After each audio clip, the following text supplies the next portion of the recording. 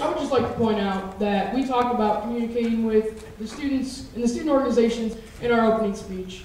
And my opening question about sustainability. We realize the importance of working with groups like the Environmental Resource Center and the Chancellor's Commission, and getting those groups together to make an impact together. That being said, I do tend to agree with Sammy a little bit that when I work with faculty and other people on campus, it's hard to get them together in one common area, in one common arena. We need to educate the student body, and we need to encourage everyone to recycle and do That's time. Education is good, but proactivity is better. If we have a plan catered to each building, where recycling can be specific to buildings that they can take their plan, and universality does nothing more than isolate such areas of the community as the Greek community that has regulations of its own. Each building right now has regulations of its own, and if we don't have a recycling coordinator to enable universality, then how are we planning on doing this? Raising student fees would be the only option, and that's something we're committed to not doing. Okay, the third question is directed towards the external vice president. What would you do specifically regarding sustainability and specifically influencing the administration and how the university is run? Envision believes in maintaining a strong relationship with our administration. We believe the only way that we're ever going to get policies passed as a campus is by working closely, having a strong relationship with the administration. With that said, I do want to point out some of the administration we've been working with this past year. We have worked with Dan Carpenter, the Director of Transit, Parking and Transit Services, as well as Larry Worth, who is the Transit Manager for StarTrain. We worked with those two individuals to address a more efficient busing system and how that can become more sustainable. With that said, Drew himself has served on the CFA committee and worked on allocating funds to make a more efficient busing system. One of our candidates, Garrett Mardot, is working with Milo Mungard, the senior policy aide to the Lincoln mayor, on environmental policies, to look at what new initiatives we can implement at the university. One of those specific issues is looking at if we can collect rainwater runoff and use that to help water our landscaping around campus. So that's just a little bit about what we have been doing this past year and how strongly we feel it is to work with the administration. Thank you.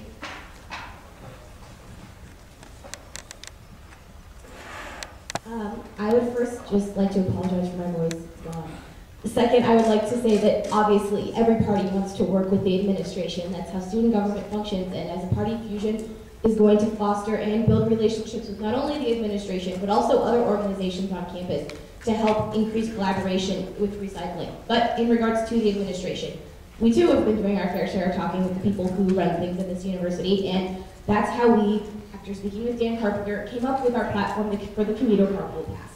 And I can't stress enough times how easy and convenient this is, and it's one of the most easy and convenient ways as a student, with somebody who's already living with 4 other people that are all generally going to the same place to get to school, to share that ride and make a sustainable, environmentally friendly choice that not only reduces congestion on campus and reduces the price of your parking fee, but also reduces your carbon footprint. It's wins all around. Aside from that, there are commuter carpool parking passes on campuses across the country. They have them at Oregon State, Minnesota, where we got the idea for our model, UCLA, Boston University, Tufts, Pepperdine, and closer to home in the Big 12, you've got UT Austin, KU, Iowa State, and Colorado University, all of whom offer a commuter carpool option. And it's something that if students want to do, which we would obviously radically encourage them to, is a way to reduce their carbon footprint, and that's how we would solve the sustainability issue of administration. Thank you.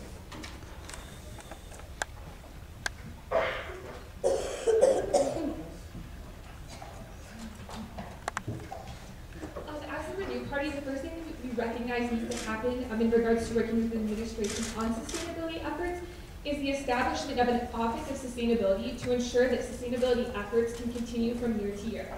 Secondly, we need to continue to pique student interest in sustainability.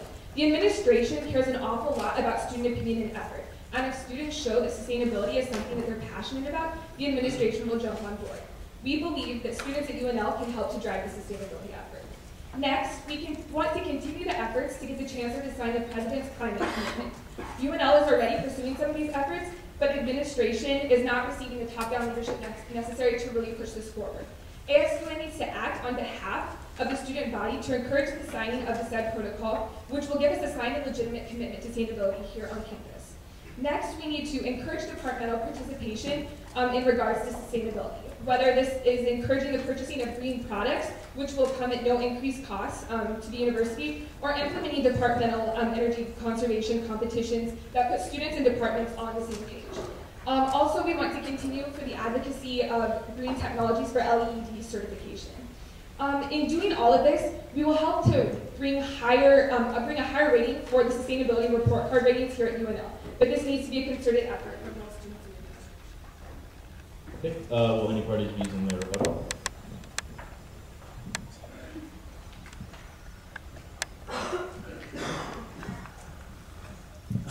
I would just like to point out that we're the only party that seems to think sustainable language in university contracts is a good thing.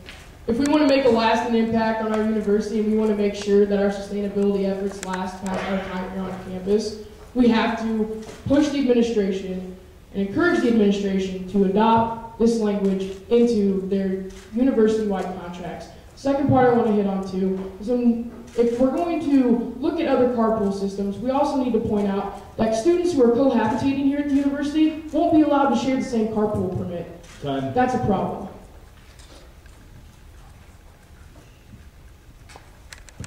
Well, first I'd like to point out that obviously putting sustainable language in contracts is a logical step forwards towards creating a more sustainable campus. And while it is a great idea, I don't think it's something that's unique to Envision in their steps forward to increase sustainability. I would also like to rebut the carpool pass point with, I would like to see the research and the rules that state that people who live together can't share a carpool pass, because the one that we've modeled ours off of does allow that. So I'd like you to take that into your consideration. Thank you. Pertaining to the carpool pass, I actually met with Dan Carpenter, and he said he will not allow a carpool pass that is given to students that live within the same building. Because I guess my question to you guys is, what's the point of a carpool pass if everyone lives in the exact same place? You could do that right now by giving everyone rides. If it's obviously not going to work out now, it's not going to work out later because schedules are different.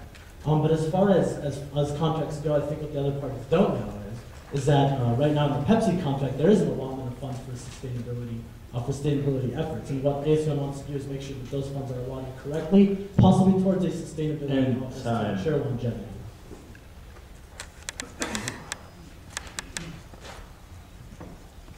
Okay, our fourth question is an open question, directed at either of the three people on the tickets.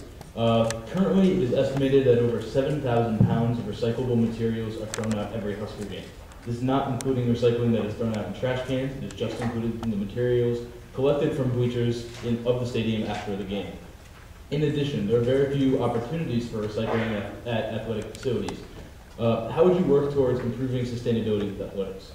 I think we need to applaud the ROTC at UNL for doing a great job after home football games with recycling materials and cleaning up the stadium after the games. But it needs to go further. We need to establish a relationship with the athletic department, and that way we can have a greater impact. And I correct myself from earlier, the Progressive Student Coalition worked with the 350 Coalition, but the 350 Coalition had a definite impact or political connotation to it regarding global warming that some people may or may not be opposed to. We want something that the whole university can be unified in. Whether we can work with ROTC to do a better job of recycling, even though they're doing a great job now, we need to change the recycling. And like I said before, we branch out to other athletic events, not just football games, such as volleyball games, and start recycling there and having more initiatives and having ASUN promote the education and the awareness about recycling after football games. Every student can become a part of it. I think also Brian Coburn has done a great job of, with the game day recycling and having a hefty amount of recycling chambers in the stadium at the football game. So expanding upon that would be something Fusion is always committed to.